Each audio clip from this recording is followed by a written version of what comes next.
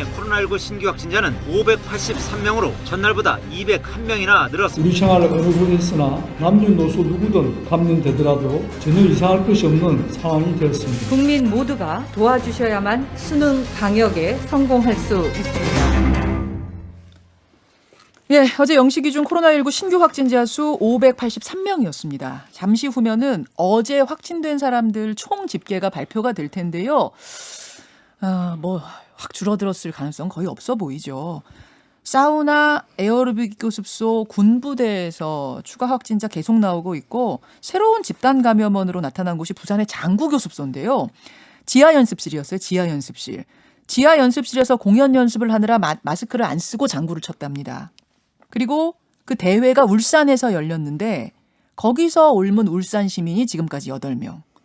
또 그 장구 교습생 중에는 부산의 유명한 전통시장에서 근무하는 분들이 2명 있었어요. 지금 그 시장도 걱정이 되고 이렇습니다. 부산 소식을 제가 전해드렸습니다만 서울은 훨씬 심각하죠.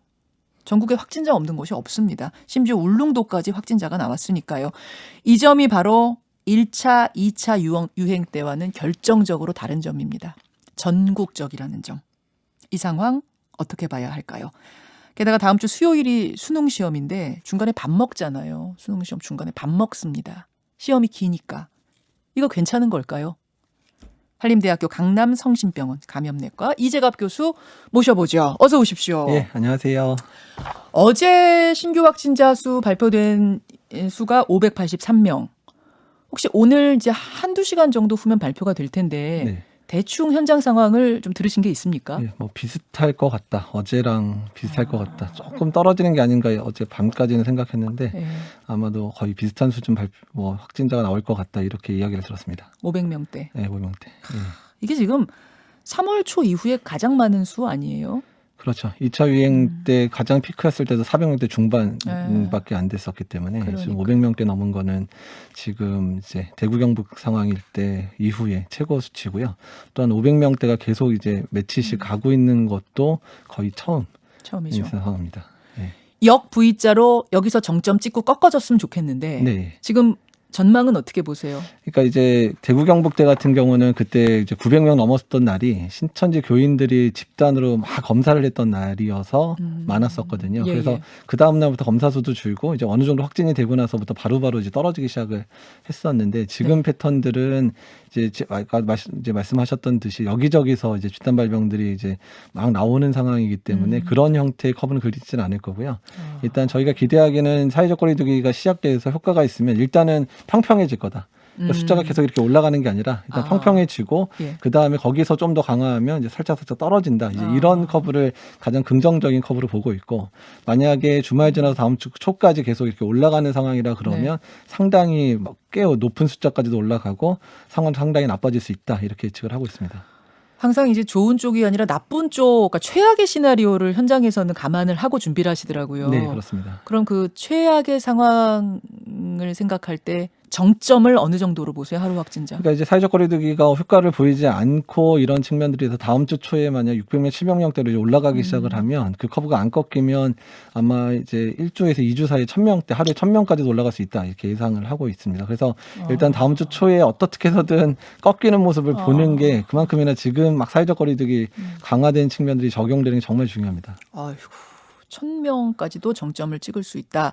역학조사가 감당할 수 있는 수는 하루 몇 명까지예요? 그러니까 역학조사관들이 감당할 수 있는 게 지역별로 조금 다르긴 한데요. 서울이 이제 조금 그래도 확충이 돼서 한 100명대 정도까지인데 100명 넘어가면 힘들어지는데 이미 100명 넘고 있잖아요, 서울이. 훨씬 넘죠. 지금 네. 200명도 넘는데. 경기도도 한 50명 정도 얘기를 하고 있거든요. 역학조사관이 많이 확충이 되긴 했지만 그래서 수도권이 이 정도기 때문에 지방 같은 경우는 훨씬 더 이제 지자체 같은 게 훨씬 더 힘들 수 있는 상황들이어서 특정 지자체 같은 경우는 20-30명만 발생해도 거의 혼동, 카이오스 상태에 빠질 수도 있는 그런 지역들도 있습니다. 서울의 경우 하루 감당할 수 있는 역학조사로 감당할 수 있는 수가 100명이다.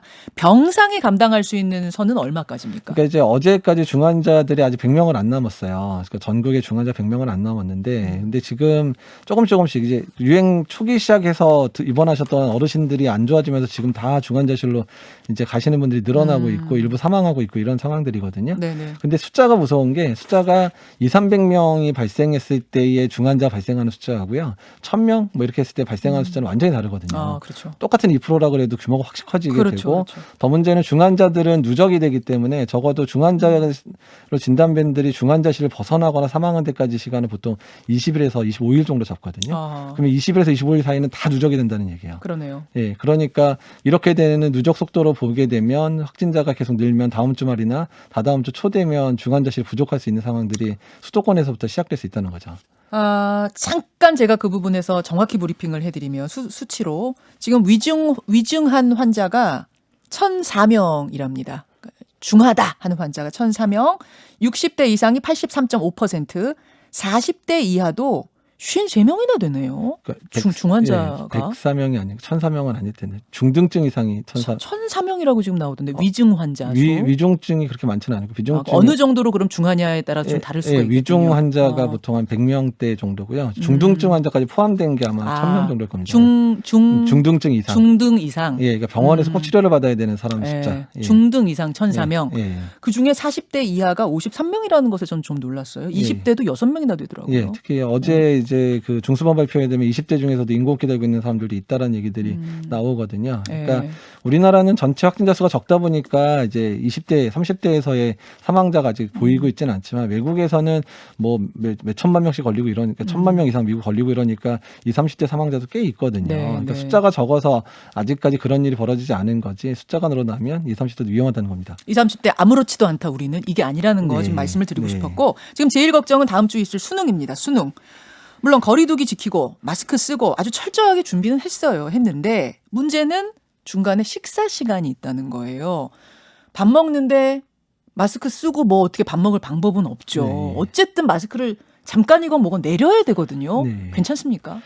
일단 이제 그 부분이 가장 이제 걱정이 됐던 부분이고 그다음에 밀집도를 완화시키려고 했는데도 수험장이 부족해서 지금 작년에 28명 보던 수험장 24명으로 줄였는데 워낙에 거리를 1m 이상 유지하려면 20명까지 줄여야 되는데 그렇게까지 못 줄인 상황이에요. 한 교실에 24명 들어가요? 예, 예. 생각보다 많이 들어가요. 많이 들어가니까 더 줄이려고 했는데 수험장 안 자체가 돼요? 안 돼가지고 확보가 안 돼요? 예, 확보가 안 된다고 그러더라고요. 그다음에 이번에 이제 뭐 자가격리 대상자도 시험 봐야 되고 그날 유증상자 이런 원하면 다 보거든요. 예, 따로 예외 별도로. 교실을 예. 만들다 보니까 이제 그렇게 됐고요.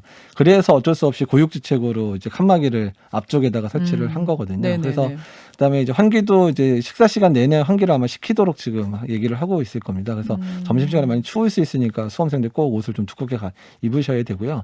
정말 음식 넣을 때만 잠깐 마스크 내리고 먹고 네. 내리고 뭐 이 정도로 해야 되지 않을까 이제 그렇게 생각하고 있습니다. 지금 그러니까 뭐 그 안에 응시생들 중에 확진자가 한 명도 없으면 그것만 100% 확실하면은 뭐 마스크 벗고 밥이 아니라 뭐라도 먹을 수 있는데 네, 맞습니다. 혹시라도 무증상 확진자가 있을까봐 지금 걱정 아니겠습니까? 예, 그렇죠. 예. 그래서 이제 나오는 아이디어가 응시생 전수 간이 검사, 간이 뭐 키트 검사 이걸 좀 하자는 전문가도 계시더라고요. 어떻게 생각하세요? 근데 이제 그렇게 하려면 숫자가 지금 49만 명이거든요. 네. 그리고 지금 항원 검사 허가된 게 딱 한 종류밖에 우리나라에 없습니다. 그리고 이게 자가 체크하도록 허가가 우리나라에서는 안 나고요. 다 의료진이 다 검사를 해주는 형태로 될 거기 때문에 지금 시간도 그렇고 그다음에 물량도 그렇고 지금 당장에는 실현이 불가능한 상황입니다. 아, 그 며칠 사이에 일단 물량 확보도 안 되고 네, 예. 그 의료진이 49만 명을 다 해줄 수도 없다. 없고, 예. 현실적으로. 그다음에 그거는. 검사의 정도도 정확도도 많이 떨어지는 검사고.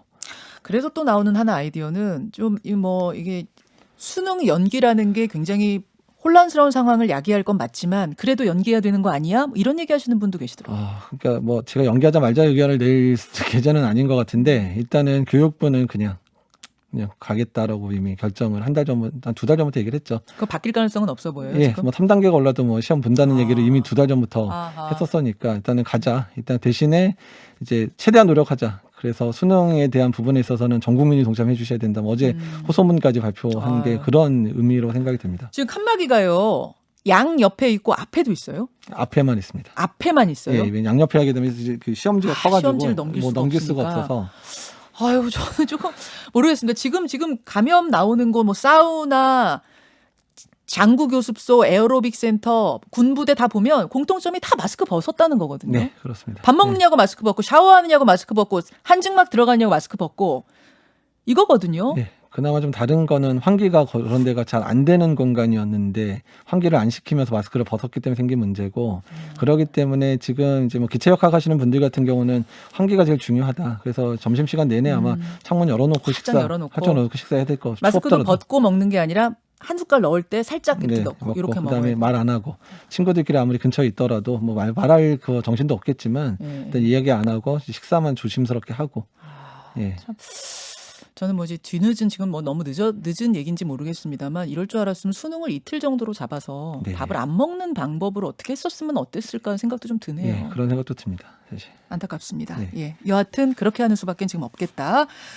올해 말이나 내년 초쯤이면 백신이 나올 걸로 보이는데 그럼 우리가 맞을 수 있는 건 언제쯤으로 예상하세요? 일단 정부 차원에서 내년 하반기라고 얘기를 하고 있고요. 아마도 내년 하반기에는 전 국민 접종 시작을 의미하는 것 같고요. 내년 상반기쯤에 뭐 의료진이나 방역 요원들이나 이런 분들을 위한 물량들이 확보가 되면 먼저 접종을 시작하지 않을까 정도 저희 그냥 기대입니다. 내년 하반기면은 많이 남았는데 좀 늦는 건 아니에요? 그러니까 늦기는 한데, 그러니까 일단 백신 물량 확보 문제도 사실 있고요. 그 다음에 그러니까 뭐 빨리 준비했으면 준비하는데 우리나라 유행 상황이 막 너무 빠르게 악화된다 그러면 당연히 빨리 가지고 들어와야 되고요. 지금 상황을 통제 못했다.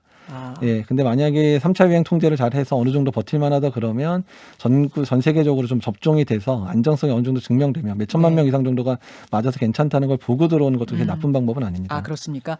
화이자, 모더나, 아스트라제네카. 우리가 지금 알고 있는 건 그 세 개 정도가 커요. 네. 근데 화이자, 모더나의 그 백신 뭘 방식이라고 그래야 되나? 그것과 아스트라제네카가 다르다. 네. 뭐 이런 얘기가 있더라고요. 예, 그러니까 화이자나 모더나는 mRNA 백신이라고 해서 좀 이제 새로운 기술 방법이고요. 그러니까 한 번도 없었던 방식이라면서요. 그러니까 아직까지 그러니까 감염병에 그러니까 승인돼서 상용화된 백신이 한 번도 없었어요. 근데 뭐 이제 전반적인 백신 플랫폼 자체가 안전할 거라고 예상이 되는 방법이고 좀 일단은 뭐 대량 생산이 가능한 측면들이 있고요. 아스트라제네카 백신은 이제 에볼라 백신을 했었던 플랫폼이기 때문에 어느 정도는 이제 증명이 된 플랫폼이라서 일단은 신기술과 이제 전통적인 방법이 경합을 하고 있는 건데 일단은 두 가지 방법 다 많이 기대가 되는 그런 방식이기는 합니다. 알겠습니다. 아, 여기까지 교수님과 얘기를 좀 나눠보고요. 그 말씀을 하고 계시는데 속보가 하나 들어왔습니다. 트럼프 대통령이 다음 주부터 코로나19 백신의 유통을 시작하겠다. 시장에 유통을 시작하겠다. 이렇게 발표를 했다는 한 줄이 지금 들어왔네요. 더 자세한 내용이 들어오면 알려드리겠습니다. 이재학 교수님 고맙습니다. 네, 감사합니다.